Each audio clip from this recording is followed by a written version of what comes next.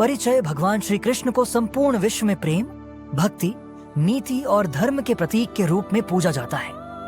उनका जीवन अनेक लीलाओं से भरा हुआ था और उन्होंने अनेक नगरों में अपने कार्यों को संपन्न किया। परंतु जिस नगरी को उन्होंने विशेष रूप से अपने शासन और यदुवंश के लिए बसाया, वह थी द्वारका। द्वारका नगरी श्री कृष्ण की लीलाओं का केंद्र बनी और यह नगर उनके जीवन का महत्वपूर्ण अध्याय रहा। इस कथा में हम द्वारका के निर्माण, श्री कृष्ण के शासन और इस दिव्य नगरी के अंत की संपूर्ण गाथा को विस्तार से जानेंगे। मथुरा से द्वारका की यात्रा। श्री कृष्ण का जन्म मथुरा में हुआ था। उनके माता पिता देवकी और वासुदेव थे, परंतु उन्हें जन्म के बाद ही गोकुल में नंद बाबा और यशोदा माता के पास भेज दिया गया। बाल्यकाल में श्री कृष्ण ने अनेक लीलाएं की और कंस के अत्याचारों को समाप्त करने के लिए अंततः उन्होंने मथुरा लौटकर कंस का वध किया। परंतु कंस का ससुर मगध नरेश जरासंध इस घटना से क्रोधित हो गया और उसने मथुरा पर बार बार आक्रमण करना शुरू कर दिया। 17 बार हुए आक्रमणों से मथुरा के नागरिक बहुत पीड़ित हो गए। श्री कृष्ण ने महसूस किया कि यदि यदुवंशियों को सुरक्षित रखना है तो उन्हें किसी अन्य स्थान पर बसना होगा।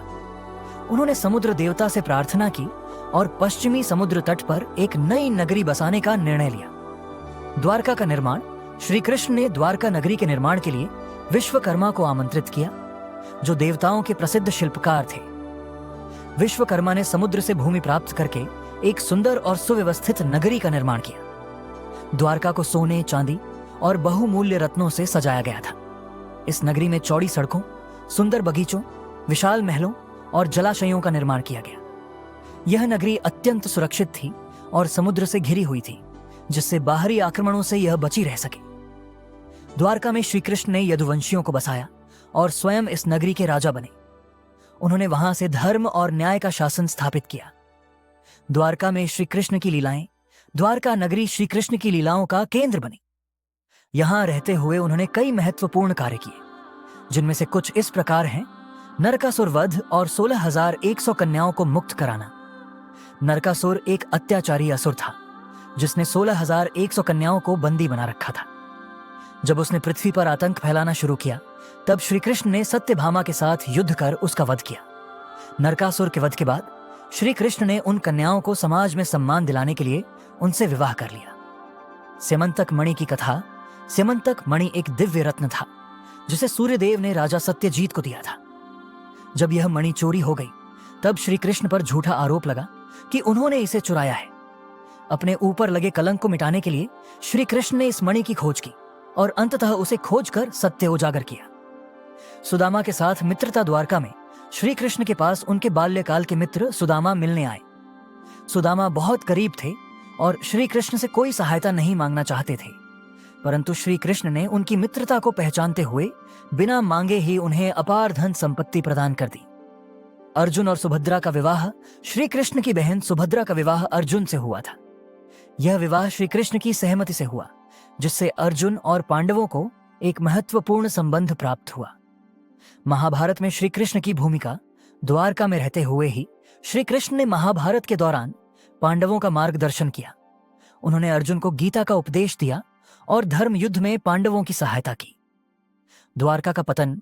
श्री कृष्ण के शासन में द्वारका अत्यंत समृद्ध और शक्तिशाली थी, परंतु महाभारत के युद्ध के बाद जब यदुवंशियों के बीच आपसी संघर्ष बढ़ने लगा, तब द्वारका पर भी संकट के बादल छा गए। एक बार यदुवंशी राजकुमारों ने ऋषियों का अपमान कर दिया, जिसके कारण अरष्यों ने उन्हें श्राप दे दिया कि यदुवंश का नाश हो जाएगा। इस श्राप के प्रभाव से यदुवंशी आपस में ही लड़कर समाप्त हो गए। इसके बाद श्री कृष्ण ने यह समझ लिया कि अब उनका धरती पर कार्य समाप्त हो चुका है। वे एक वन में ध्यान मग्न हो गए, जहां एक शिकारी ने गलती से उन्हें तीर मार दिया। श्री कृष्ण के देह त्यागने के बाद समुद्र ने द्वारका को अपने जल में समाहित कर लिया। यह वही भविष्यवाणी थी जिसे श्री कृष्ण पहले ही कह चुके थे। आज भी समुद्र में द्वारका के अवशेष देखे जा सकते हैं, जो इस दिव्य नगरी के अस्तित्व का प्रमाण है। द्वारका का महत्व। आज द्वारका एक प्रमुख तीर्थ स्थल है। यहाँ द्वारकाधीश मंदिर स्थित है, जहां प्रतिदिन हजारों श्रद्धालु श्री कृष्ण के दर्शन के लिए आते हैं। पुरातात्विक खोजों से भी यह प्रमाणित हुआ है कि प्राचीन द्वारका वास्तव में समुद्र में डूबी हुई है। द्वारका नगरी न केवल श्री कृष्ण की एक ऐतिहासिक नगरी थी, बल्कि यह धर्म, न्याय और नीति का भी प्रतीक थी। श्री कृष्ण ने यहाँ अपने राज्य को एक आदर्श राज्य के रूप में स्थापित किया और अपने जीवन के कई महत्वपूर्ण कार्य यहाँ संपन्न किए।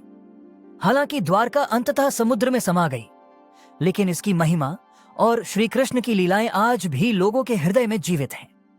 द्वारका हमें यह सिखाती है कि धर्म, प्रेम और सत्य का मार्ग कभी नष्ट नहीं होता, बल्कि वह हमेशा अमर रहता है।